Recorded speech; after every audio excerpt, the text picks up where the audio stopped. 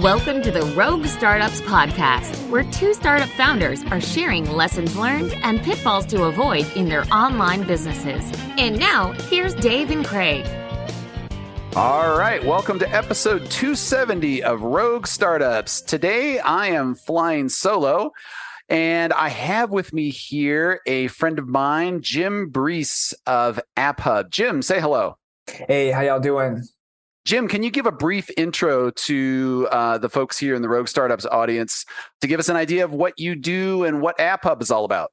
Yeah, so I am the director of growth here at AppHub, and AppHub is a collection of category-leading e-commerce businesses that essentially do their best to try to make merchants more money and save them time. So got a fair amount of apps under our umbrella here, things like the Conversion Bear suite with Honeycomb Upsell, Address Validator, Viral Sweep, Rich Returns, and a few others. And we mostly focus on the Shopify platform, but also have some diversity into BigCommerce, as well as off-platform solutions, people that use WordPress or Squarespace or any other type of web platform. So lots of solutions on a variety of platforms and having fun doing it.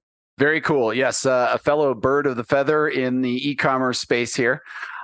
So you and I ended up getting connected because I ran into Matt Tenenhouse at MicroConf. And so he was, still part of AppHub. And then he introduced me to you and we had these conversations. So tell me a little bit about where the idea for AppHub came from and how you guys started executing and, let's talk about the origin story here, right?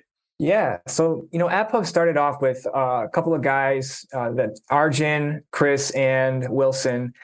Chris and Wilson know each other from prior projects, and they were starting to see an opportunity in the SaaS space, specifically for the Shopify ecosystem. Wilson ran Address Validator, was tapping Chris on the shoulder saying, hey, there's some, good opportunities here. And so they said, well, let's consider doing a roll-up here with different apps. Because what you're seeing in the SaaS space for Shopify or even any other kind of SaaS is that, these people are builders. They are not everything. They're entrepreneurs. They have to do everything, but they don't want to have to do everything. For example, they develop. They're very great product managers, but they don't want to do marketing or finance or taxes or anything that comes along with that. So the thesis that AppHub came up with in the beginning, and it's still a living project, but the initial thesis is, hey, can we bring a bunch of developers and builders together, streamline the back end of that type of business, again, the marketing, the finance, the operations management, customer service, to be able to give a better customer experience at a lower cost for the business, and then kind of,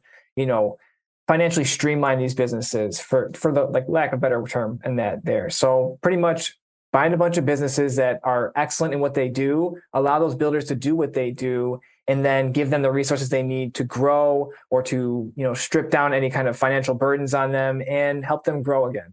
Cool. So classic aggregator model there. Fine, if we're talking corporate speak, which unfortunately I'm altogether too good at, we're looking for creative synergies where we can take overlapping functions and throw out the things that are duplicative or bullshit like that. Yeah. But I mean, still the aggregator model makes a huge amount of sense, especially in the e-commerce space, because you're absolutely right. Builders like to build, and there's so much stuff that we are repeating every time we build a SaaS or build another Shopify app or whatever, and I, for one, can tell you, I do not love taxes. If somebody could take that off my fucking plate, I would love it 110%. So, that's a big deal. And so how long have you been doing this here? So Wilson and Arjun kind of came up with this, and then, where did it go from there? Yeah, Wilson, Arjun, and Chris, they started in, I think, August 2021. And then we raised about $60 million in, I think that was March or April of this year. So they've been going at it for about a year now. So not too long. And again, the thesis for it is changing up to a certain extent. Aggregator was the first thing, but there are many aggregators out there. So how do you stand out? How do you provide, something better for investors, right? This is a financial play, right? People are here to make money. People are here to provide value for the end user. So what can we do aside just from putting a bunch of apps together that don't have any reason to be together other than they're e-commerce apps and they're built on the same platform, Shopify? So it's more like, all right, can we give a better customer experience through customer service, things of that nature? Can we find maybe other ways to provide value than just being the app. What can we do for thought leadership? Can we start to affect the ecosystem in a way that leaves a culture better than when we found it, essentially? And I know these are kind of like pie in the sky thoughts and thoughts around that, but it's really something important. Anybody can go and build something. Anybody can go and buy something and streamline it, but you want to be able to show up every day. Like, something very special takes a lot of hard work, and it's very boring work to some extent. You have to do the same thing every day for 5 years, right? Until something valuable, like you've got to mine through the coal to get the diamond. And that's kind of like, we're thinking, if we're going to be doing this for a long time, we better enjoy doing it. So other than being an aggregator, what can we do? So I hope that answers the question. Yeah, I was actually going to follow up with that and say, what is it that makes you guys different than other aggregators? But yeah, the 5 years to overnight success. I mean, we see that in SaaS over and over again, and Shopify apps are honestly no different because many of them are service based in the first place. So yeah, I mean, Recapture has struggled for years in the background, doing the hard work, putting in the effort, market this, release that, upgrade this, talk to these customers, and slowly but surely you're stacking the bricks and making it high enough to get some success out of it. But it is many, many, many days and nights of grinding before you ever see that aha moment. Totally. Yeah. I mean, you had said the most important thing is like 5 years to have overnight success. And everyone sees like the final thing. Oh, you sold, or you had this big win, but it's like, man, how much problems we had to go through or issues we had to solve to get just to like something basic. It's and when you bring a lot of personalities together, for example, we have a multi-continent team across however many time zones they're in every time zone, essentially coordinating those kind of resources, aligning everybody towards the same goal. It's a lot of work. It's very rewarding work, but it's not easy work, and you know that as well. It's not easy work, but this is the life we chose as entrepreneurs and as business builders, and as, I don't want to say visionaries, but like, you have to see what the future is like to build for that future. You can't look at what's happening today only. You have to see what's going to be like. For example, they just updated that they're going to be doing new Shopify app descriptions. I saw that today. Yeah. Yeah. That's changing the culture a little bit. It's changing the way that people are coming at growth, for example. Now, these particular aspects are downplayed and these ones are upplayed. So it's like, all right, you have to be thoughtful about these things and be nimble. And that's what's fun about this. This ecosystem is growing and growing and growing. You saw ecom take off in 2021. 2020. Now we're getting a pullback, whether that's the softening of the consumer, the softening of the macro, all these things are playing into it. You've got to be nimble. And that's what's fun about this, is that you're getting results like in near real time, especially with our data dashboards. You're seeing certain things and it's like, we have to make a change, or we are doing something great. Keep doing that, triple down on it. Right. And the thing that I like about the aggregator model is that you're bringing more resources into a situation where often these app creators are resource constrained. And I speak as an app creator who is resource constrained. Like, my MRR basically is my annual budget for the entire staff, the marketing, the sales, janitorial supplies, all of it, right? So like, that's it. When I spend it, I spend it. So, but when you bring in an aggregator there, you can at least say, all right, look, we know this thing is working. We can spend ahead of growth and these things here to market this and really push this forward, while the iron is hot, because there are definitely advantages of taking advantage of trends that are happening in e-commerce right now. You were talking about there's pullbacks on things, in 2020 and 2021, we saw mass accelerations on things. And if you were spending on App Store ads back then, I mean, you were practically tripping over all the users that were flying into your app. And I was budget limited and recaptured to do that. Had I had more money, I could have spent more and gotten more out of that. But yeah, I mean, same kind of thing. So I think that's pretty cool about the aggregator model. That helps quite a bit. Yeah.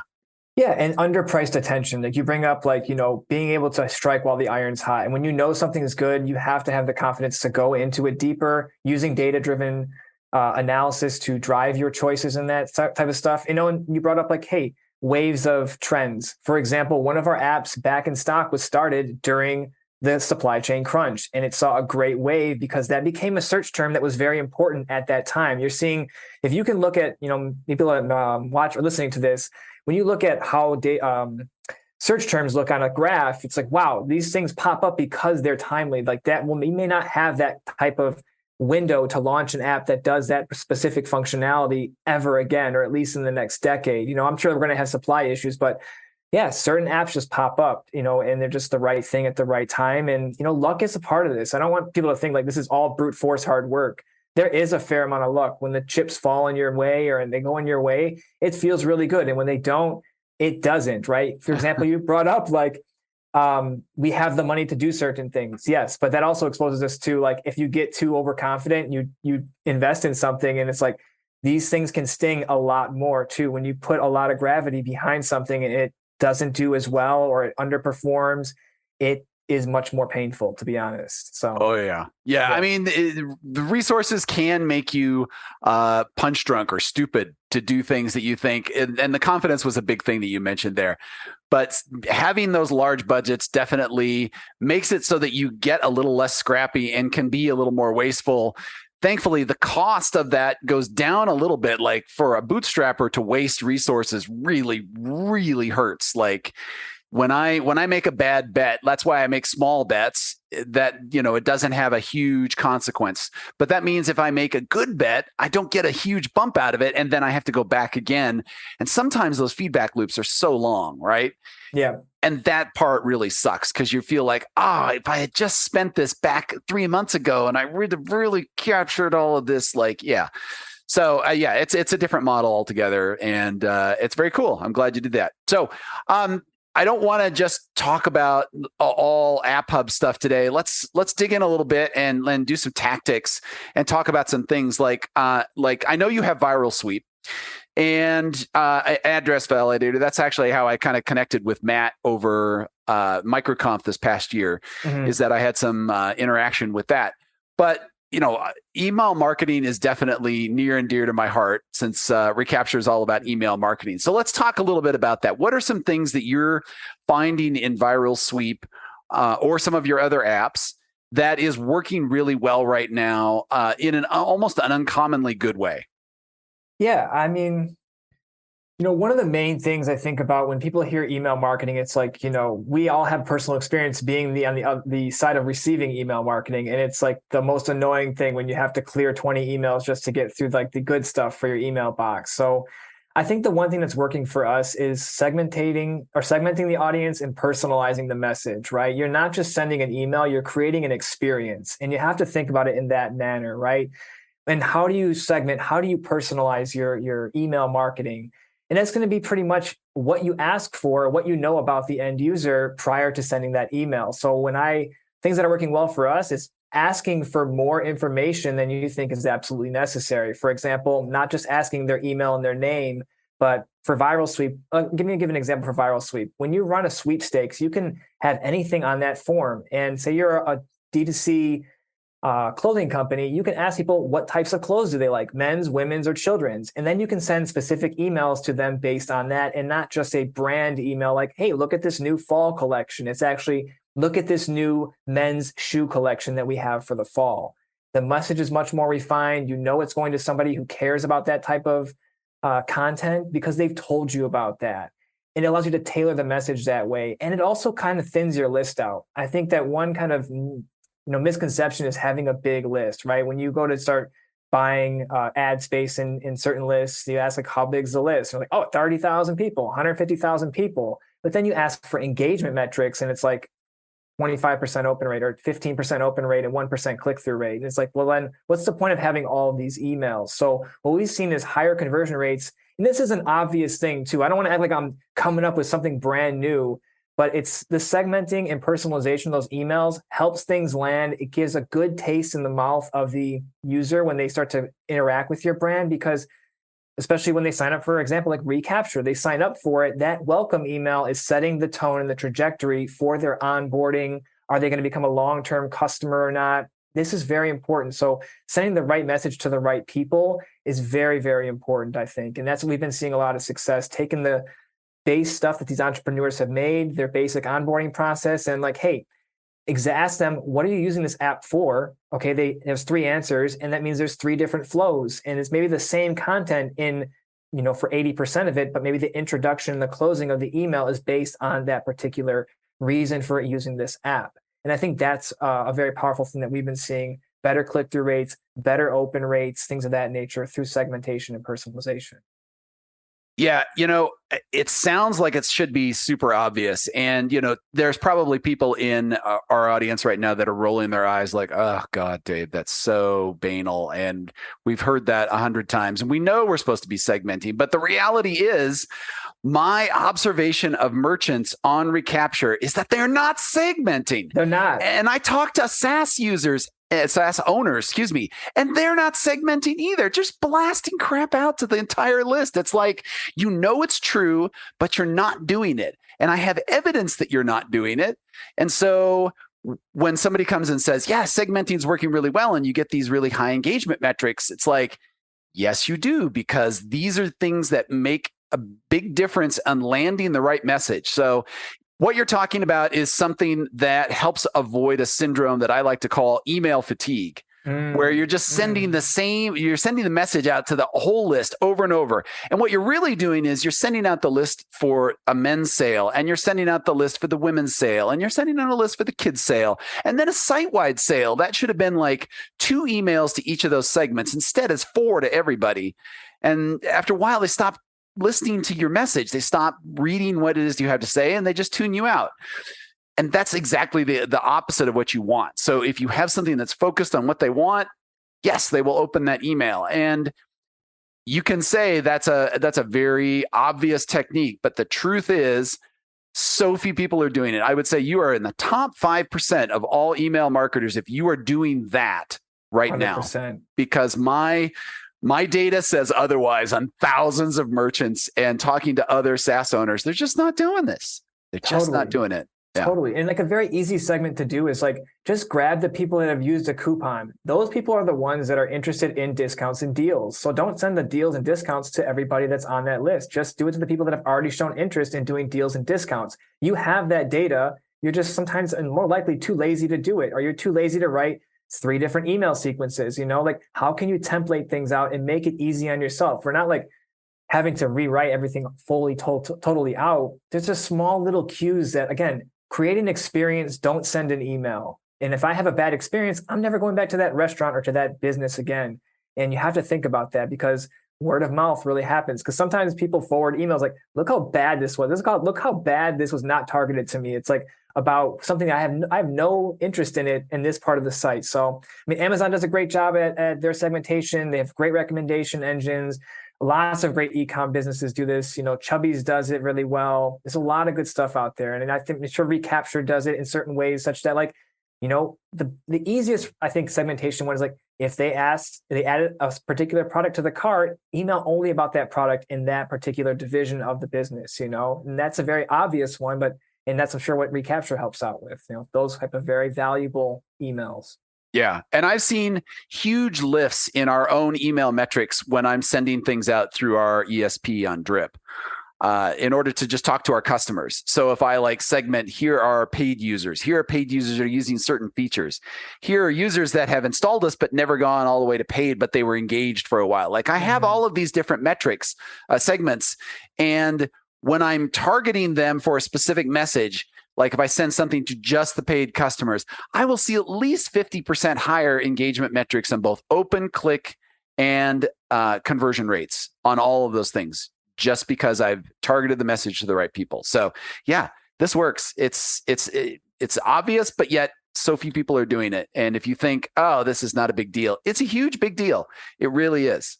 I'll tie this up real quick, is that it's a big deal up front. But once it's done and those drips are set, it works forever. You get that benefit, not just in the first email, but in every subsequent email you send. You have those audiences, you have those segments, especially if you're a SaaS owner listening to this, implement some analytics to get exactly what Dave is talking about. Who are your high use users? Who are users that are using a specific feature that when you launch the next feature that is adjacent to that, you can get it to the right people and not just roll it out to the whole audience, roll it out to a few people that are, that want to use that feature. That would be the highest, ability to use that. Again, it's a lot of work in the beginning, but subsequently from there, it's not much work. Just a little bit of massage here and there on the messaging. Yep. So I want to riff a little bit on the first party data collection that you were talking about earlier in Viral Sweep there. So that's a great tactic. And I know there's a whole startup called Right Message that does this. Yeah. And, they've been doing it for SaaS specifically, but viral sweep in e-com. And that tactic is really great. So tell me about some other creative email collection or capture tactics that you're finding that are working really well right now. Because one of the things that I think, in general, whether you're talking about SaaS or e-commerce, there's this, I don't want to annoy anybody. I don't want to put anything out there, but at the same time, I want to build my email list and I want to be able to talk to my customers. And so there's this tension between these two things here. And how are you guys addressing that in viral sweep right now? Yeah. So I'll say a few things.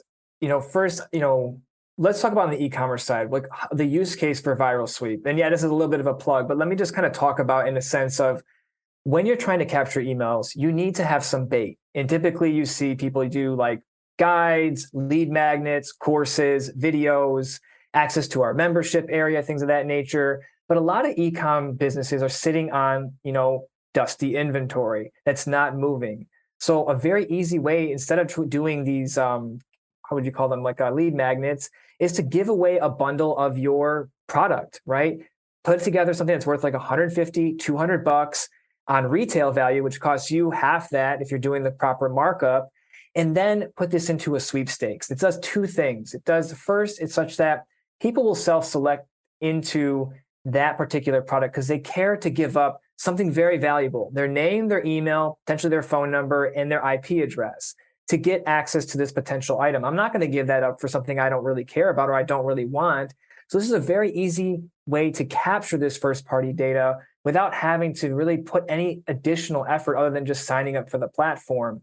Now, once you capture that data, you're not making the sale right away, but there's a thank you page. You start to get some social viral lift in that.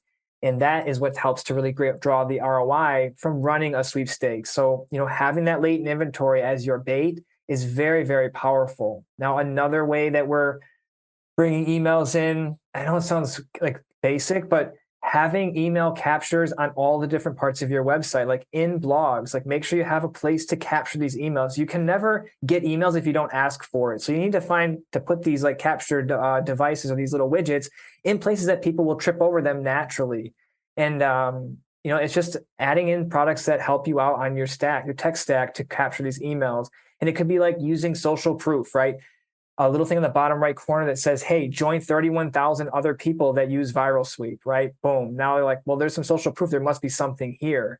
That's kind of the thought process around using something like viral sweep to capture emails, is you don't have to go out and do anything different other than what you're doing, but just make a quote unquote product page that is a sweepstakes, and it generates a lot of ROI. People come in there, again, they self-select into that product or that, prize, we call it. Then it just kind of grows and grows and grows. You send that sweepstakes out to the initial list, right? You already have a list, so get it out there. Then they start to invite their friends, word of mouth marketing, and that starts to grow your list. And then you can drip email more to these new people. That's kind of the one tactic I like to talk about with viral sweep. It's very easy to do, but a lot of people like kind of shy away from it because well, I don't have a cool prize to give. You already have the prize in your pocket. It's already on your inventory. It's just not moving. Bundle it, prize it, cash in on it. Yeah. So the thing that you just talked about putting the email capture all over the site, I recently had an experience where I was trying to sign up for a service and I wanted to be on their damn newsletter and I couldn't find the place to do that. And I kept clicking around on the site. I went to their about page. I went to the contact page. I went to the blog. I went to just everywhere. I was looking in the headers and the footers. As a SaaS developer, I know where I should be looking for all of these things, and I couldn't find the damn thing. And, I've heard Joanna Wiebe of Copy Hackers say the same thing. Like, you should make this so obvious that it's just literally everywhere, because your customers aren't going to hunt that hard to get on your email list. So you should make it easy. You should make it prominent. And, you should make it so that it isn't this complicated 3-step submission, double opt-in, like just one and done. You got to make it so that they can sign up super easy. Otherwise, you're losing out on tons and tons of leads. And I see the same thing going on with stores. Like one of the things with recapture that is, in order for recapture to work really well, we have to capture emails while we see carts going on in the store. And so we give you a couple of tools to do that. We have a pop-up generator so that you can do triggered pop-ups, timed pop-ups, page views, coupon reveals, scroll percent, all that kind of stuff. And those are fine, but people had this reluctance to do pop-ups. And we're like, fine, you don't need our pop-up. Our email capture technology will pick it up anywhere on the site. But you have to have something. Like, you can't just say, oh, well, we're just going to magically materialize email addresses out of thin air. That never works. That does, if you think that's your strategy, I'm sorry, your strategy's wrong. But for recapture, we added this other one for the add to cart. So when they click on the add to cart button, we basically throw in an HTML interceptor so we can just grab the event out of there and then pop up a little pop-up right there over the button that says, please enter your email address to add this to your cart. And we found that this boosted the capture rates a huge amount. So this guy asked for this feature, and I think he was already getting like 23% recovery on his store. When we added this, it jumped him all the way up to 36% recovery. Wow. So that was like, almost a 50% increase in his overall capture rates just on that one change, to be able to capture that many more emails, to get that many more carts where you're sending that much more email. Like, little things like that make a huge difference. So I don't care if you're putting it on a header bar, a footer, a toaster widget, a sidebar, a pop-up. For God's sakes, give people a way to enter your email address. Yeah, it's a numbers game. And I know it's like, oh, we're product managers. We want this beautiful, sexy site. But look, some of the gimmicks, and I don't even like calling them gimmicks, they're tools. They work. And if you don't want to use them, then you're going to get blown out by your competition. They're going to go past you. It's just what it is. Yeah, I implore people. I know people like they just don't want to add them because they don't want to bother people. If you don't bother them, they'll never give you, they don't even know to give you their email address. But what you said when you're trying to search for it, that is incredibly frustrating because you got to think with people's time. They are maybe doing this in line at Starbucks and they're waiting and they only have 1.5 minutes. And once that person says, hey, what can I get started for you today? You're out of their mind. They're not going to think about you ever again, unless you have like a remarketing pixel that you can send an ad to. And hopefully they see that ad in the noise of social media or retargeting display ads. It's tough. So I would say just ask. Don't be fancy about it. Just get it done, because if you don't have the first party data, you're getting smoked out there. Yeah. And I will say there's one thing about pop-ups that a personal pet peeve of mine. For the love of Hades, please do not put a pop-up on your damn homepage 3 seconds after I show up there. Like, that is the app that everybody does this. And those of you that do it, there is a special place in hell that is going to be throwing up pop-up ads that have like the classic GeoCities blinking stuff, and you'll be subjected to that for all eternity. But I mean, in reality, it's the wrong time. You can't do it then. You got to understand well enough to figure out when is that intent high enough that I can ask for an email. So usually it's they've viewed a certain number of pages if you're on a SaaS, or a certain number of products, or they've hovered around on a page, or they're scrolling almost 80% of the page or 50% of the page or something like that. Like, be smart about it. Don't just throw pop-ups up in everybody's face, because this can backfire at you, and don't do that. So yeah. And people are saying like, what do I do? Well, then just test. Don't make it complicated. Just make a hypothesis. Say, I want to do one that instantly pops up, and then A/B test one that comes up in 15 seconds or at 50% scroll, and see which one gets better capture. And that's it. And then iterate, and then keep going and keep trying, right? You can test your trigger. You can test your design. You can test how many fields you ask for.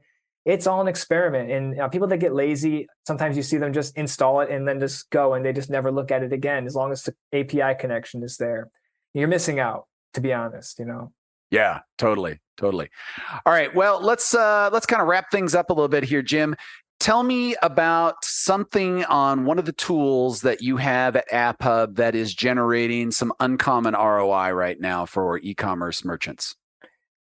There is I'll say this one here is address validation. Most people don't think about, they think that a consumer knows where they live at and they know exactly where the package is going to get there and everything is fine. But if you're an e-com merchant, you know that there are a lot of undeliverable packages. It's like not a small percentage as you would hope it to be. And, that could be costly, $10, $15, $20 to reroute a package if it gets sent back. It's a bad customer interaction. They want their money back. You've already spent all this shipping expense. So one of them that we have is called Address Validator, addressvalidator.com, and it works on Shopify and BigCommerce. And it essentially it will go through as you pipe that email address or type that email address in. It'll check all the APIs, USPS, UPS, FedEx, and make sure that it actually is a real address. Common things that people forget to their unit number, or they get the zip code wrong. Those things, and it's very cheap. It's like 4 cents, I think, per click or per order, but it could save you lots and lots of money and lots of headache, to be honest, and negative reviews. That's one of the ones I think drives a big ROI for people. That's just a base set feature. And we have huge brands. I don't want to name the brands on here. If you watch some of our demo videos, you'll see the larger brands that are on there. These brands do 20 to 40,000 transactions a month. Even small brands that do 100 transactions per month. It's nice to have the confidence that, when you put that package in there with your very valuable product, that it's going to get to the right person. So that's one that I think is driving a massive ROI. And the second one here is rich returns. If you're doing a fair amount of transactions and you have no way to process returns in an automated way, I think you're missing out on something like, rich returns, which creates an automated, return portal for Shopify businesses. I know it's Shopify specific, but it's a really good platform to do automated shipping labels and to give an experience. The buyer experience doesn't end once they click buy and they submit their credit card information. It's all about post-purchase hand-holding, education, and if things go wrong, it's the wrong size, that they can get that information back, or they can get that product back to you and maybe exchanged out. So I think those are two that are very underestimated in the value that they can drive for these e-com users and e-com merchants. Very nice. And if people wanted to learn more about App Hub or get in contact with you, how would they do that?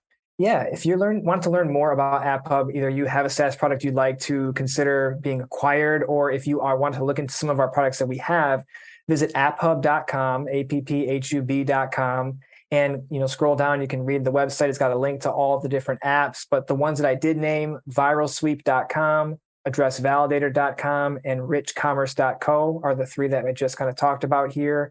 But that's how you get in contact with those apps. And if you want to contact me, it's jim@apphub.com. I'm probably going to regret saying that here, but hey, reach out to me. If you have some kind of things you want to talk about, I'm always open to chat. And that's where you can find me at.